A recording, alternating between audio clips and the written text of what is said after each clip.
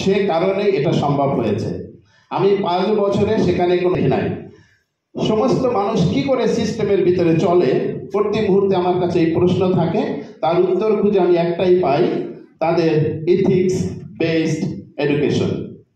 এই মানুষগুলি যখন সরকারে যায়, কোনো সরকারি চাকরি করে, মন্ত্রী হয়, তারা করাপশনে নিমজ্জিত হয়ে যায়। কারণ কি?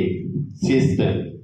অতএব আপনারা এখানে যারা আছেন, আপনারা এই রাষ্ট্রের গুরুত্বপূর্ণ ব্যক্তি। এই রাষ্ট্র বিনির্মাণে আপনাদের অতীতে ভূমিকা ছিল, ভবিষ্যতেও থাকবে।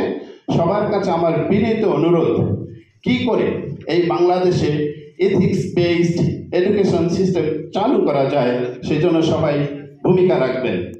সর্বশেষ আমার ইমিডিয়েট বক্তা, তিনি একটি বিশেষ ভবনের নাম বলেছেন। আমি তার এই বক্তব্যের প্রতিবাদ এবং ঘৃণা জানাই। আপনি জানেন না, এটি তিনি সৃষ্টি করেছেন। এনিওয়ে, আমি প্রতিবাদ জানিয়ে আমার বক্তব্য শেষ করছি। সকলকে ধন্যবাদ।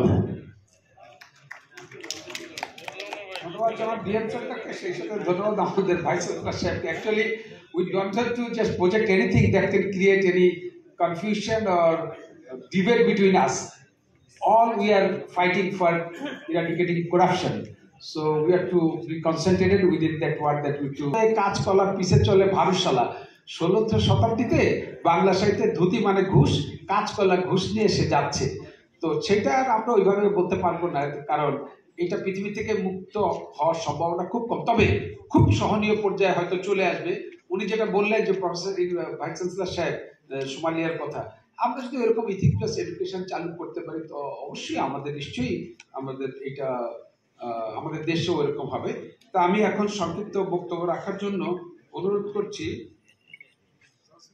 জনাব এম আলিম সরকার, বাংলাদেশ গণমুক্তি পার্টি, যে সংহতি প্রকাশ করবে যদি থেকে থাকেন।